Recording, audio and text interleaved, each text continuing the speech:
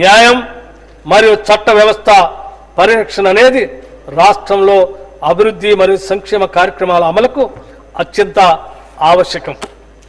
ప్రభుత్వం ప్రధానంగా టెక్నాలజీ ఆధారిత పోలీసింగ్ పై దృష్టి పెట్టి పౌరులకు పారదర్శకంగా మరియు స్నేహపూర్వకంగా వేగవంతమైన మరియు సమర్థవంతమైన సేవలు అందించేందుకు అవసరమైన మౌలిక సదుపాయాల్ని అభివృద్ధి చేస్తుంది. నిరంతరాయంగా బాధ్యతాయుతమైన విధులు నిర్వహించే పోలీసు ఉద్యోగులు తమ పిల్లల చదువుల విషయంలో నిశ్చింతగా ఉండటానికి గాను సైనిక స్కూళ్ల మాదిరిగా రంగారెడ్డి జిల్లా మంచిరేవుల గ్రామంలో యంగ్ ఇండియా పోలీస్ రెసిడెన్షియల్ పాఠశాలను అంతర్జాతీయ ప్రమాణాలతో కూడిన మౌలిక సదుపాయాలతో క్రీడా ప్రాంగణాలతో వసతి సౌకర్యాలతో ఏర్పాటు చేస్తూ ఉత్తర్వులు జారీ చేశాం. ఈ పాఠశాలలో పోలీసు పిల్లలతో పాటు పోలీస్ అమరవీరులు, అగ్నిమాపక, ఎక్సైజ్, స్పెషల్ ప్రొటెక్షన్, జైళ్ల విభాగాల్లో పనిచేసే వారి పిల్లలకు కూడా ప్రవేశం కల్పిస్తాం. క్షేత్రస్థాయిలో అత్యంత కీలకమైన హోంగార్డులు రోజువారీ వేతనాన్ని 921 రూపాయల నుండి 1000 రూపాయలకి పెంచాం.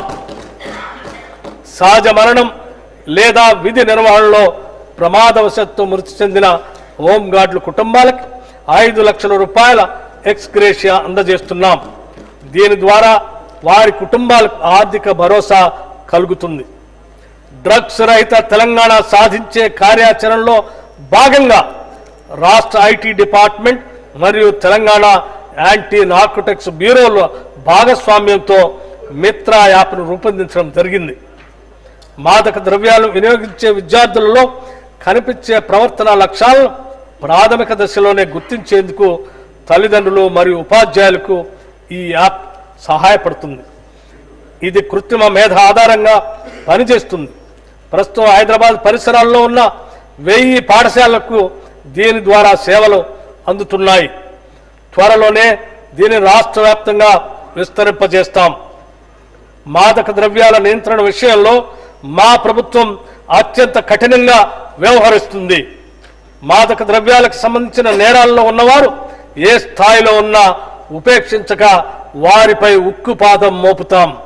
గత సంవత్సర కాలంలో 148 కోట్ల రూపాయల విలువైన మత్తు మందులు జప్తు చేసి మాదక ద్రవ్యాల సరఫరాదారులపై కఠిన చర్యలు తీసుకున్నాం. హోంశాఖ ఈ బడ్జెట్లో 10,188 కోట్ల రూపాయలు ప్రతిపాదించడమైనది.